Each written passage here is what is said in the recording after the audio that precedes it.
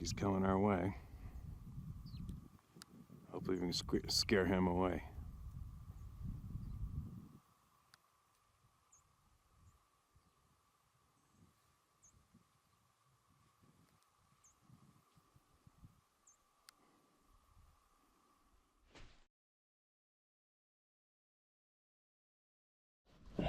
All right, back again.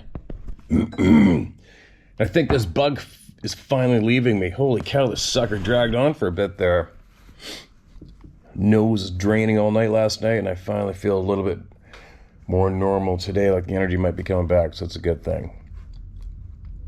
But anyway, what do we got? Who do we got? Quick mention, my little talk on what I felt, how I felt about the label of infrasound being stuck on the skills of these beings while inflicting absolute terror into our souls.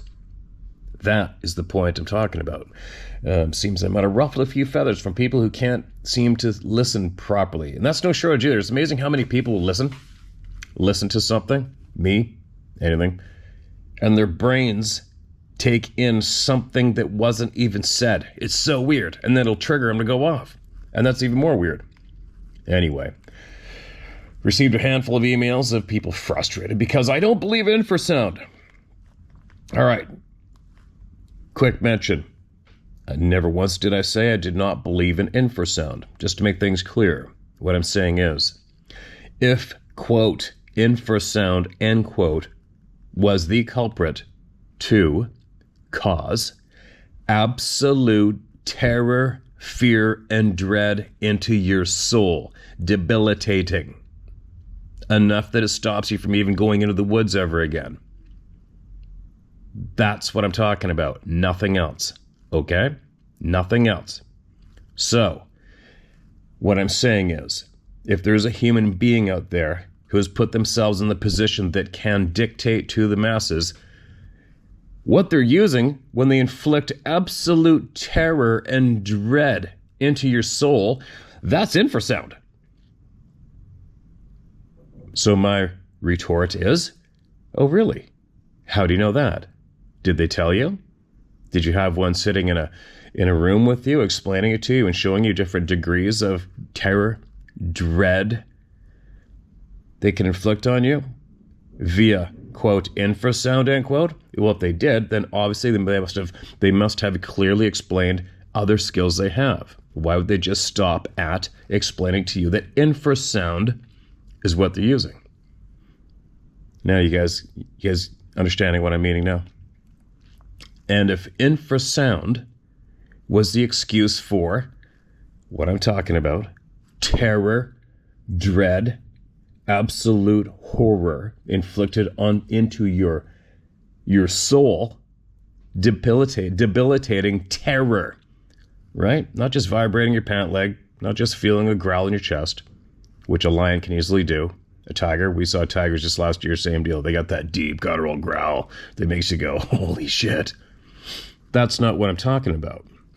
Lions and tigers and elephants cannot inflict absolute terror into your soul from a distance, and especially without you even knowing they are present. If they could do that, there would be warnings at every zoo. There would be warnings at every trailhead in Africa, right? There would be warnings on the insides and on the dashboards of every vehicle that takes you on safari. Just so you know, if you do all of a sudden out of nowhere experience absolute terror, dread, and fright, and imminent death, well, that's just an elephant throwing down some infrasound at your ass. It hasn't been labeled as that and doing that ever anywhere before. That's why I'm saying using infrasound as the excuse for that skill, what they can do to us at will, I think is absolutely incorrect. That's my feelings. Oh, and did you hear me again say, infrasound's not real? I never said that. Wasn't even the topic. The topic is the dread, the terror, the soul annihilating feelings inflicted on human beings at will. That's not infrasound. Sorry. Prove me wrong. All right, now moving along. Who do we got today? Needs to be heard. Oh, man, I hate being sick. Every time I go somewhere, I get sick. But I get better. This email is titled Demon/Alien. I don't know what it was. It's the title of this email. Hold on a sec here. Steve, I've had a number of experiences with Sasquatch. I'd hoped this was made clear in my last email. However, there are two other experiences I have not yet shared with you, and this is one of them. Hands down, my most freaky experience I've had were the events that took place during the summer of 2011. It was a beautiful evening in Damascus, Oregon. My buddy Doug and I were enjoying some beer by a fire in the front yard of his dad's house. The property has a small draw filled with long grass to the left of the house, and at the end of the driveway, there was the neighbor's fence that surrounded their Christmas tree farm. Doug and I had the fire pit right by the long grass that led into the draw. We enjoyed our beer into the night, and around 9 p.m. we fell asleep in our chairs. Around 1 a.m. I was awoken by something bumping the back of my chair. I opened my eyes and sat up in the chair. I heard something moving away from me through the lawn, and it bumped into a trailer that sat by the fence. The critter then crossed the barbed wire fence, and I could hear the wire twang. I debated waking Doug up, as I thought this might have been a raccoon or a coyote. The creature did something irregular, though. It began pacing along the fence. It would walk down toward the bottom of the draw and then back to where it entered. It did this 2 times. I was wondering, why doesn't it just go into the Christmas trees and leave? But I heard it finally cross the fence again at the bottom of the draw, back onto the property, and now I hear it moving through the thick grass up the hill, and it was 20 yards from us. At this point, I woke Doug up and told him we had something weird going on. I pointed out it was in the grass and directed Doug to listen, and he heard it. We moved away from the fire pit and walked up the driveway to the front deck. Doug turned the flashlight on his phone and had me stand outside, focusing the dull light on the area this creature was. Doug went inside the house to grab a spotlight, and as I sat there trying to figure out where this thing was, Doug came back and shined the light at the tree line along the other side of the grassy draw. We spotted the creature. It was facing us and holding a limb with its right hand. To describe it, it was around 5 feet tall, pale, and had black eyes. I was still making sense of it when Doug and I saw it blink. We then turned toward the front door of the house and ran inside. We locked the doors and continued sleeping in the house until morning. If you think that interaction was weird, it got even weirder the next morning when we investigated the fire pit and chairs. We found what appeared to be burn marks in the grass around the chairs where Doug and I were sleeping. These marks appeared to have been made by a stick pulled out of the fire, and patterns were clearly observed. I couldn't help but wonder if the creature was burning those designs in the grass around us as we slept and happened to tap my chair while doing so. Again, this is the creepiest and scariest event I've had, even more than my run-in with Sasquatch. Anyway, stay safe. Thank you for what you do. Sincerely, Nick Marlowe. Nick, that is frickin' creepier than shit. Absolutely creepy. No wonder who else has had something like that happen. And if they have, I'm sure you're going to read about it in the comment section below, or it's going to get emailed in. Yeah, that's pretty alarming. Yeah, what else we got here? Sighting. Good evening. Okay, 2 emails attached here, I believe. Good evening. I'd like to speak with you about my encounter. You can call me. I'm in Nova Scotia. All right. And here is the email. I think it was the first one. Oh, wait a minute. Hold on a second. All right.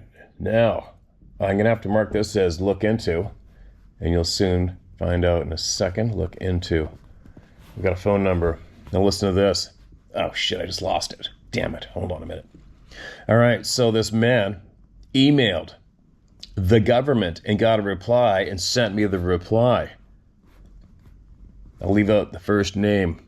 This email is directed to him. We'll just call him Mr. B. Please excuse the delay in my response after we spoke on the phone. It's a very busy time of the year for us, but I haven't forgotten about you. The incident you described to me on May 6, 2016 was documented in an occurrence reporting system and includes the following details. On May 2nd, 2016 at 0930 hours near the Athabasca Lookout near Jasper, Alberta, you observed a figure approximately 75 feet below you near a pond south of the river. The figure was about 7 feet tall, approximately 600 pounds, and didn't make any audible noises. The hair on its chest was thinner than on the rest of its body and seemed like bear hair. It had a human-like face and large hands. The limbs looked lanky compared to the rest of the body. Distended belly button. Biceps and deltoid muscles were visible, and the figure broke a sapling. It moved in an upright manner on 2 legs, and the foot impacts could be felt through the ground. The sighting occurred for about 3.5 seconds, and you believed it might have been into the garbage in the area and then moved to cover when people came near. It was also noted that you expressed concern as to what this figure was, and that currently I had no other information to provide to you about historical sightings. If I've missed any details, please let me know. This information was also passed on to necessary staff. Thank you. Dan Downey, Fish and Wildlife Officer, Grand Cache District, Justice and Solicitor General, Grand Cache, Alberta. There you go. Short, descriptive of what he shared, and no actual reply from that officer. Interesting. I wonder if that officer's here listening today. And yeah, we'll get a hold of that man when I get home and get him on here if he wants to get on here and speak about what went down and the reply that he got. Appreciate that email. Be ready for me to get a hold of you after this month. This email is titled Another. Checking in from Tucson, Arizona. Tucson. I usually like to say Tucson just because it's fun. Tucson, Arizona. Tucson. Received my sticker about 6 months ago and promptly lost it, LOL. I finally found it, slapped it on the old Chevy. It looks good. I'd have to say this is the biggest period of time that I've ever been a part of anything, LOL. Inducted in 1991, and I've been a proud member of our strange and noble club. I have freely spoken about my experiences since I was 16, and I have your attitude when it comes to this subject, and attaining knowledge regardless of ridicule. My second tattoo at 17 was the outline of a silhouette of the Valley Beast, the Sasquatch, that I dreamed and still dream about. 33 years I've dreamt about one of these forest people. When I was a teenager, the dreams were very frequent. My tattoo is to bring that Sasquatch forest person or whatever into this dimension. Take him from the dream world and make him a real. Weird, I know, and I'm sorry for such a lengthy email. You and your wife are model human beings. We need a lot more like you, too. I appreciate and thank you both. I emailed you my crazy experiences about 10 months ago. I don't know if you would call what I have experienced interaction, but possibly. I truly feel you. With the thousands of emails you receive and your drive to get people heard, it must be very taxing. Again, I really appreciate you, Steve. All right, so I read that yesterday, and I was going to put it on the community page, and then I thought, oh, well, maybe I'll search his name in the 3 inboxes that you guys have been hammering on me, and I found his email. So, here it is. This is titled Grandma and Me. March 30th, 2024. Hello, Steve. My name is Jim. This is the closest I have come to an encounter besides hearing odd crashing into the woods or feeling a presence. So here goes. It was my grandmother and I. I wish my grandmother was still alive to ask her more about this experience. She was a no-nonsense hard woman that ran her cattle company for 40 years after my grandfather passed away. She was not easily shaken or scared, and I remember going to count cattle with her in the foothills of the Cascade Mountains. The property was on the eastern side of the Cascade Range. We would go up in the timber to a spring-fed water trough and get a head count on the livestock once or twice a week. I was 6 or 7 years old. I believe it was early June when we experienced something that shook her enough to grab me up, toss me in the pickup, and leave so fast that I felt my pocket knife Sorry that I left my pocket knife, and she left her binoculars. Those binoculars were my granddad's, and she cherished them. I remember that for years and years. I finally asked her about it when she was in her 90s, and she told me never to tell anyone what she was about to tell me because people would judge me. She told me that the, quote, valley beast, end quote, was about 20 yards from me, peeking around a pine tree watching us. She had seen him numerous times and hated that she had.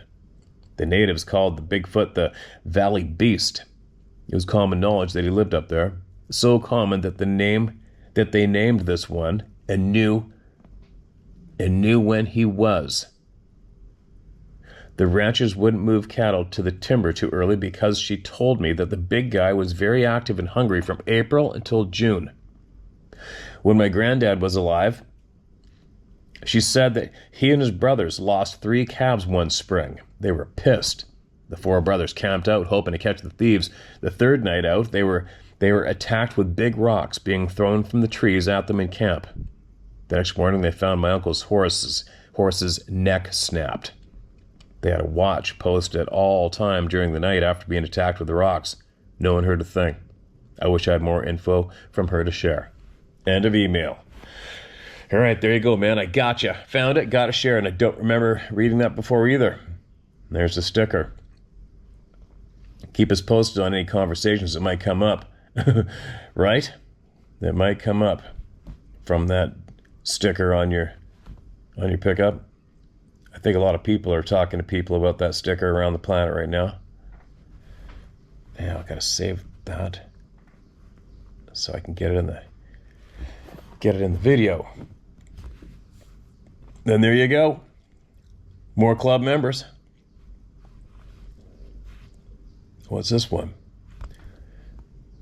Mark this as red. Steve, an update on a recently shared story. All right, let's get into it. Hey, Steve, I hope you, the family, and Adventure Dog are doing well. The first story I saw you share, this typos, shared on January 17th was about my nephew. I was honestly surprised you share it, especially so quickly. Thanks for that.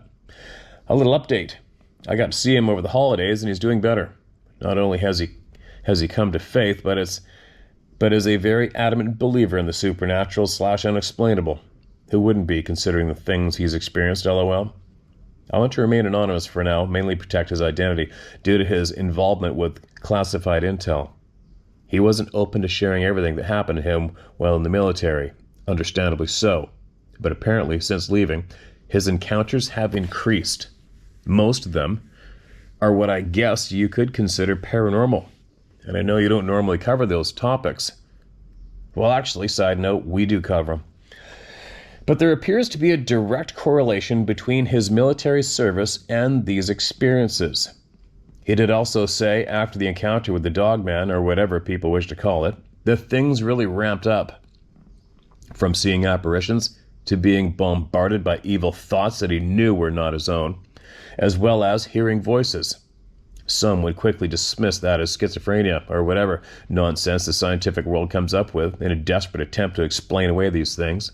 But when he, his sister, and myself have all had very similar encounters in the same place at different times, it kind of makes it difficult to ignore.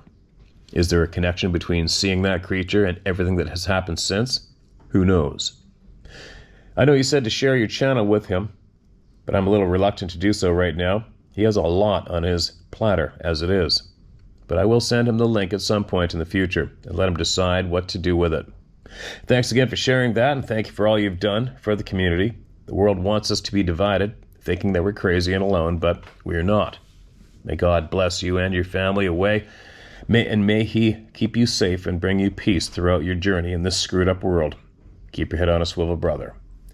You too, my man. Yeah, I'll be looking forward to you sending him that email. I believe this place helps a lot of people. Well, it does help a lot of people. There's no way of denying that at this stage of the game. That's why we're still here. That's why we're still here. Uh-oh, what's this one going to be about? Infrasound being used by Bigfoots.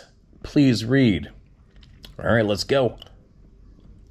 Hello, first off, I must say that I literally used to laugh at this subject. Your videos and channel has completely changed my perspective and my way to approach not only topics like this, but a plethora of different ways to approach people in life with their different experiences and stories of their own. So I must thank you for that. A lot of your stories that you tell of your two experiences that I've heard along with the others that have been passed along to you have a similarity that follows quite a few of those stories. The uneasiness and dread feeling you and others get when seeing or experiencing a Bigfoot, having put into my mind something that big cats and numerous other animals use. We read this. We read it. We read this one not too long ago. Sorry, guys. Next, short one. Very short. These two Bigfoot non-disclosure reasons. Sorry, the two Bigfoot non-disclosure reasons. Hi, Steve. I'll keep this short and concise for your consideration.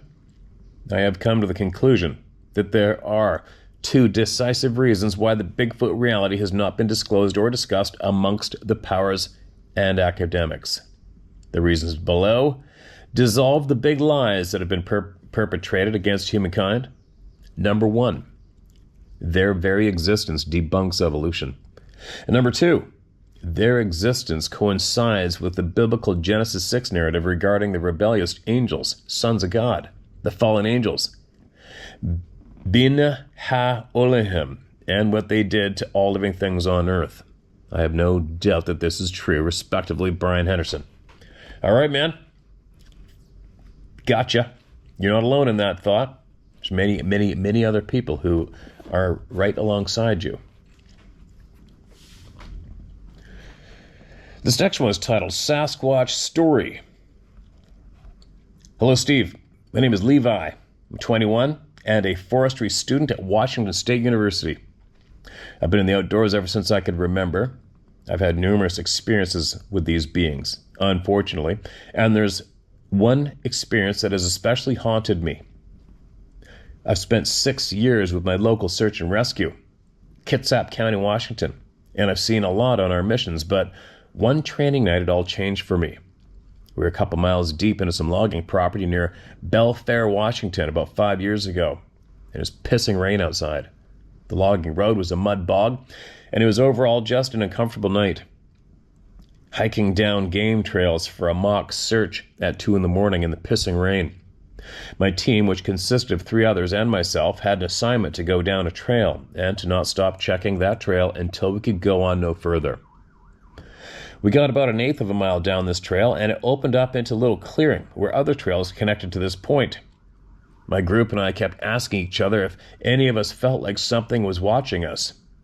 And at this moment, I decided to flash my headlamp into the woods, and I damn near shit myself right then and there. I saw 2 huge blue eyes staring back at us, and of course, began to freak the F out a little bit because it blinked at me. I began to ask my team members if they saw it as well, and all of us saw it, and started to trying to name off what we think it was, except one person in the group, and this dude has balls of steel. We started to say, "Dude, that's an effing big person."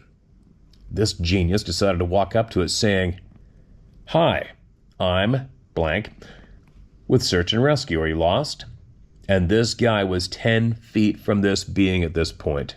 The eyes were at least 3.5 feet above this guy's head, and he was about 5'10".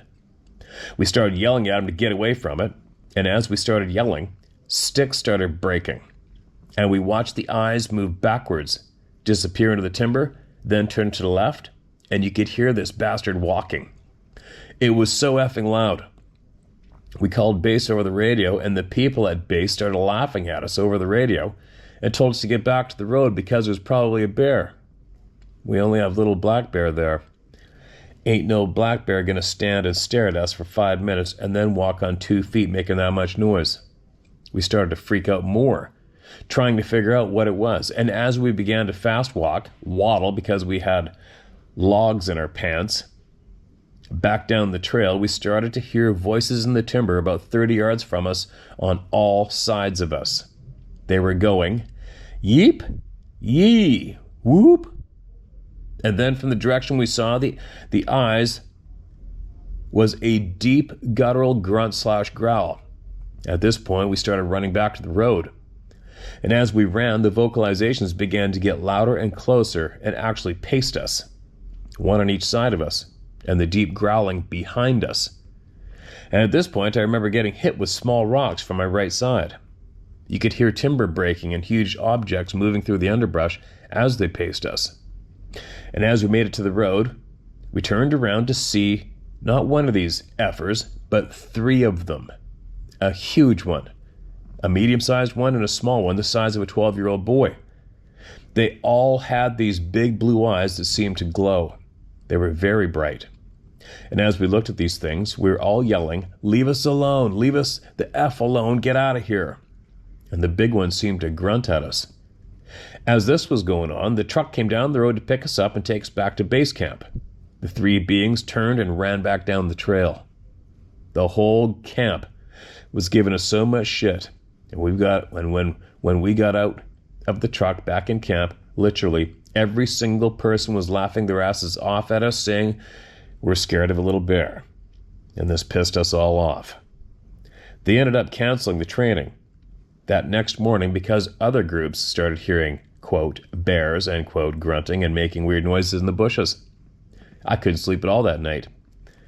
I don't know what the F I saw, but when I try to figure it out, all signs point to Sasquatch, and I'm shaking like a son of a bitch right now just typing this.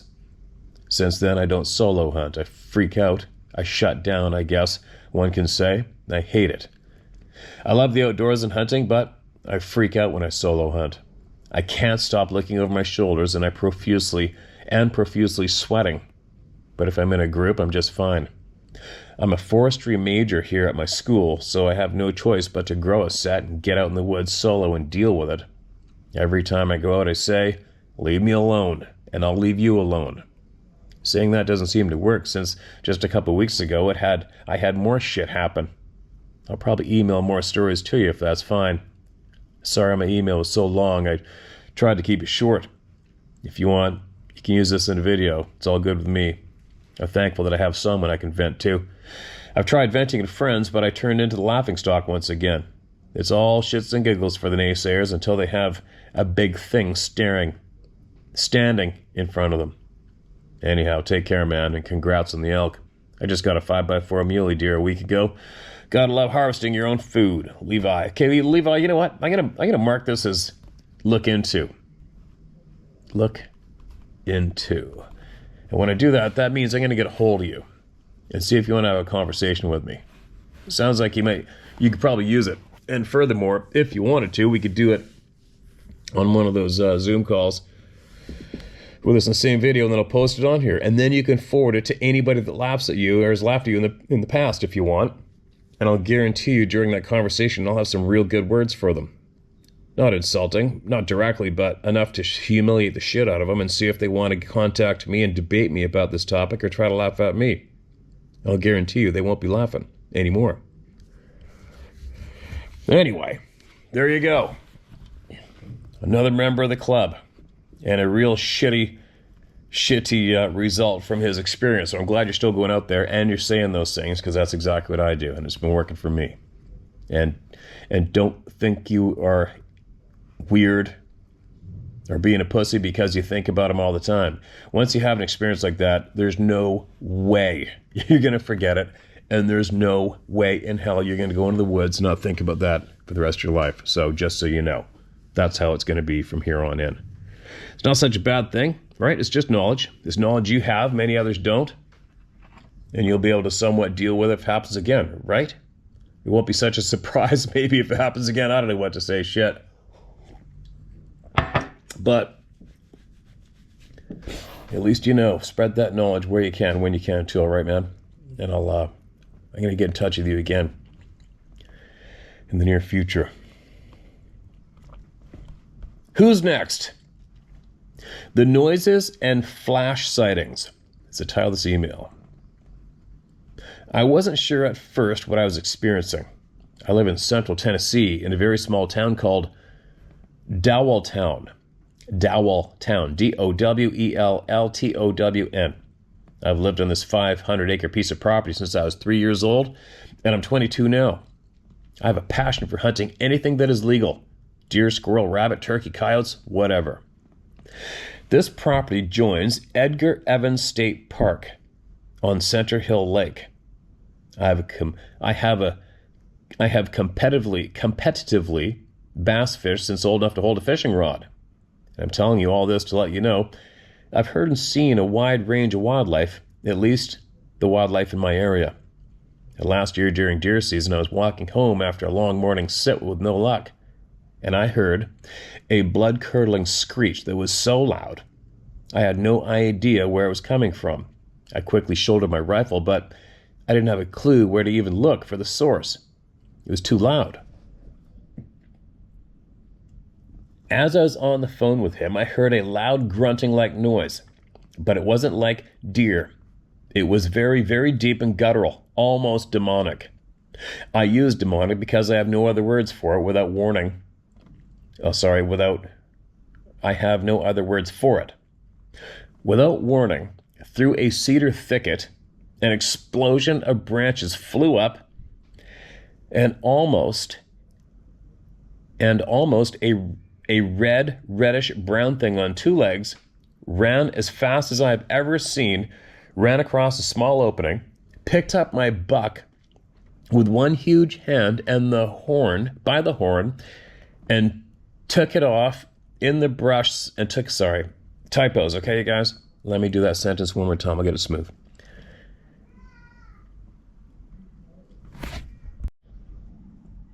Branches flew up, and a reddish brown thing on two legs ran as fast as I've ever seen, run across a small opening, picked up my buck with one huge hand by the horn, and took off in the brush so fast I couldn't even get my scope to my eye. My dad was still on the phone and asked if I had fell from my tree stand. He heard the explosion of brush through the phone. I told him I had not, and that my buck had gotten up and ran off. He asked me how, since I shot it with a 7mm Remington Magnum at less than 100 yards, and I told him I don't know. Maybe I made a bad shot. I still have never told him what I say, nor anyone else. Okay, I think it meant what I saw, nor anyone else, and I didn't try to find the buck. I didn't think it would do any good. Thanks for reading. My name is blank blank. Please do not use my name in your video. But if you have any insight or information for me, please contact me or email me. You're awesome and a true role model for people, and thank you again for reading my story without ridicule. Dude, I got your ass, man. I got your back. I gotcha. Oh, man. Shit. What to do, what to say. You know what I mean? You guys, you get these young bucks are seeing these things, and they're finally having a place to go look and find information, which they are, and they're finding this channel. And they get it off their chest, but they still can't even tell who. They should be able to tell everything no matter what. You know what I mean? Inside your own home, your own parents, that's supposed to be the safest place in the whole world for everyone under that roof. Now I know, I get it. That's not the case for many people, right? I get it, totally, trust me, but it's shitty. Now, I don't know what the demeanor of your father's like. I don't know what he is like as a person, but you never know, man. You may possibly want to share this whole video with him one day. Say, hey, listen to the end of this video and tell me what you think. And then listen to him and don't laugh, don't smile, don't elude to the false assumption that might be a comical thing. Just say, hey, have a listen to this. Please listen to the end, and then let me know if you've ever heard of anything like this before. And then take it from there, right? And then maybe once you see his demeanor, his reaction, it might be relieving enough for you to go, Dad, you're not going to believe what happened to me. That was me. That was my email in the video. right? And then we continue on with absolute truth and honesty and support and spreading the knowledge and gaining more. That's how it works. Anyway, I probably babbled enough. I think I'm going to get outside again and get in the, get some fresh air going. I think I'm finally over the stupid little bug that decided to hitchhike along from I don't know where. And start enjoying some more time here, but I've been thinking about hunting and fishing every single frickin' day. I know I got a problem, but one thing I'm doing is I haven't missed going and getting beat up in the gym not once, no matter what, since we've left, but one of my plans is for this fall, I'm going up into those mountains, those Rocky Mountains, and I'm going to go get a great big ram. But I'm contemplating getting dropped off by a beaver float plane in the middle of absolute frickin' nowhere, probably north central British Columbia, with my Zodiac, with my Starlink, with a camera that I bought that would probably stream 24/7, which I could put on my camp for anybody to log onto the channel and watch and see what I'm up to, maybe, possibly when I'm in camp. And I just might stay up there for a few weeks and get a huge moose too, we'll see. But that's the plan, so that's one of my main motivators for starting this ride off again and getting the best shape I can get in and get prepared for this fall coming up. Anyway, babbling away. Share my story at howtohunt.com. Get me your truth, you guys, all right? Just get it, share it. You can tell by a lot of people, some of the people emailed today, it's not a bad thing. What is it my time? It's 2:20 p.m. my time, which puts it to 11:20 p.m. West Coast, North America time. A lot of you are in bed right now, and you're going to get up and listen to this in about 5 hours. 6, 7 hours, maybe. Get me that truth, all right, you guys? I'll be back again later.